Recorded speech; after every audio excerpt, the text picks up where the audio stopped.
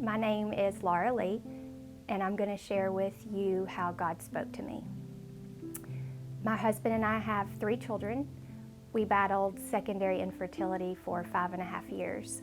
In those 5.5 years, we had 7 failed fertility treatments. We lost a baby in the process, and I had a surgery before I finally got pregnant with our son. In those 5.5 years, God really impressed the story of Elijah in the Bible to me. It comes out of 2 Kings, and there's a story where he's waiting on a rain. There's been a severe drought in the land for 3.5 years. 7 times Elijah went to the mountain to pray for rain, and 7 times God told him to go back. And we felt like that's what God was telling us to do in our journey, was to keep going back, even though we weren't seeing any success in that. So whenever we had our son, I knew we had to name him Elijah. Fast forward several years, and there's a girl that I follow on Instagram. Her name is Fabi Powell. And one day God gave me her name and told me that I needed to share our story of Elijah with her.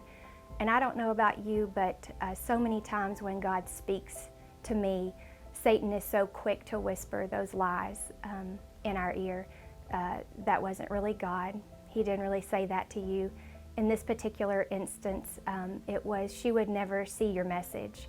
She has a large following. So I put it out of my mind, didn't think much else about it until a few hours later.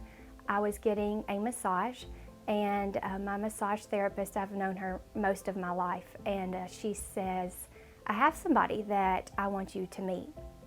She said her husband has died of cancer. She is going through fertility treatments.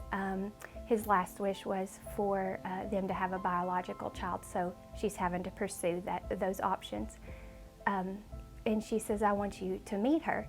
And I said, who are you talking about? And she says, Fabi. And I said, Pal? And she said, yeah, do you know her? And I said, God gave me her name today and told me that I needed to share our story of Elijah with her. And she says, do you want to meet her? And I said, I'm supposed to. So the next day, I didn't know that she lived in Nashville. So she lives in Nashville, and she set up the meeting in Bowling Green. So the next day I drive to Bowling Green and meet her, and I'm sitting there talking with her, and said, I'm supposed to share the story of Elijah with you. Are you familiar with that story in the Bible?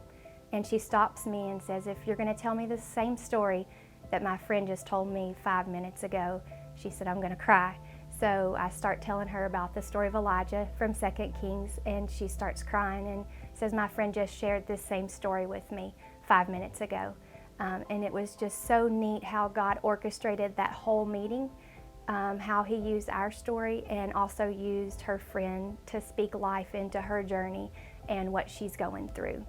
If you're trying to discern the voice of God, I would encourage you to find that inner peace that only God can provide, and tune out that strong voice sometimes that you hear in your ear from Satan.